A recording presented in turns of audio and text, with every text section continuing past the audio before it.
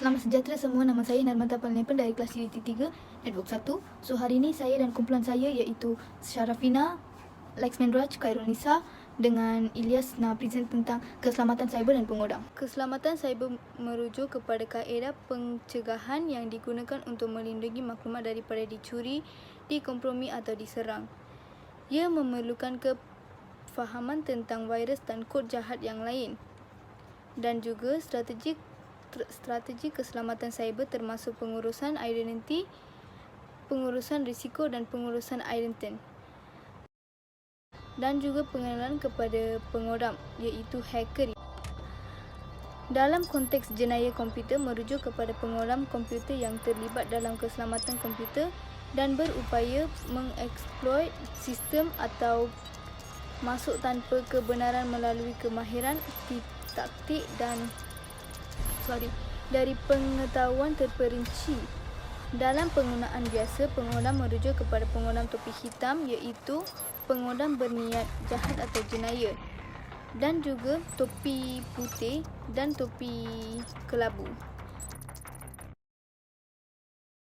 Topi hitam adalah seseorang yang mensubversi keselamatan komputer tanpa izin atau menggunakan teknologi, biasanya sebuah komputer atau internet, untuk tujuan keganasan, vandalisme, penipuan kad kredit, pencurian identiti, pencurian hak milik intelektual dan sebagainya. Ini juga bermakna mengambil alih kawalan komputer lain melalui sebuah rangkaian atau perekahan perisian software cracking. Seterusnya adalah topi kelabu, pengodaman yang etikanya tidak jelas atau batasan undang-undang sering kali mengaku terang-terang. Okey, seterusnya lagi adalah topi putih. Pengodam beretika yang memecah keselamatan tetapi untuk tujuan altruistik atau sekurang-kurangnya tidak berniat jahat. Topi putih biasanya mempunyai etika yang jelas dan selalu berusaha untuk bekerja dengan mengirang atau pemilik untuk memperbaiki kelemahan yang dijumpai, walaupun banyak yang mengancam sama ada tersirat atau jelas untuk memaklumkan kepada awam selepas tempoh sesuai untuk memastikan respon yang kena pada waktunya. Istilah ini juga digunakan untuk pengodam yang mereka dan merekod sistem yang lebih selamat. Antara aplikasi internet yang sering menjadi sasaran serangan pengodam ialah laman jual beli atas talian, permainan cyber dan perbankan atas talian. Sebagai contoh, ada laman jual beli tertentu yang meminta pengguna memasukkan nombor kaki mereka dan maklumat peribadi, yang mana laman ini adalah laman jual beli palsu. Trojan Horse boleh digunakan untuk membuka pintu belakang dalam sistem komputer supaya pencipta program tersebut boleh kembali dan mencuba masuk. Virus yang menipu pengguna untuk membuat turun juga dipanggil sebagai Trojan Horse. Cara untuk mengodam di antaranya ialah dictionary attack. Hacker atau pengodam ini akan menggunakan teknik dictionary attack iaitu meneka dan terus meneka laluan akaun ataupun password sehingga berjaya. Cara seterusnya ialah phishing, cara mengumpan pengguna internet yang lalai untuk leka khususnya untuk memberikan laluan akaun password mereka kepada pengodam-pengodam ini. Keylogger ialah cara yang dilakukan mengodam hacker untuk mengodam dengan menghantar program keylogger untuk merekod penggunaan kekunci pada keyboard komputer. Maklumat tersebut akan dihantar kepada mereka. Perkara ini kebiasaannya banyak berlaku di cyber cafe dan tempat-tempat yang menyediakan kemudahan wireless percuma. Salah satu cara untuk mengatasi pengodaman ialah dengan menggunakan alat-alat keselamatan pengodam seperti firewall, iaitu sejenis perkakasan atau pengisian dalam persekitaran rangkaian yang berfungsi untuk menghalang komunikasi yang dilarang oleh polisi keselamatan. Sistem pengesahan percobaan iaitu alat pengesahan manipulasi yang tidak dikehendaki kepada sistem.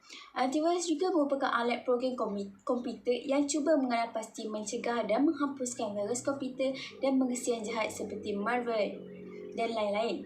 Cara yang akhir sekali ialah dengan menghadkan pencapaian komputer kepada sekumpulan pengguna melalui penggunaan sistem pengesahan. Sekali bertindak lebih berhati-hati ketika mengakses website. Secara kesimpulannya, menjadi pengguna internet atau media sosial utamanya perlu menjadi bijak untuk tidak menjadi mangsa pengodam. Sebagai pengguna, tidak boleh leka dan lalai ketika mengakses internet. Hal ini kerana internet merupakan rangkaian yang sangat luas di mana sesiapa sahaja boleh mengakses apa sahaja jenis maklumat, termasuknya maklumat peribadi seseorang individu. Semakin berkembangnya kecanggihan teknologi dan kemahiran manusia, maka semakin banyak pula cabaran-cabaran yang perlu dihadapi. Sekian itu saja daripada saya. Terima kasih. Assalamualaikum warahmatullahi wabarakatuh. Nama saya Muhammad Ilyas bin Syahidun. Saya dari DDT 3 Network 1. Hari ini saya ingin menerangkan tentang kaedah penggunaman. Kaedah penggunaman yang pertama ialah eksploitasi keselamatan.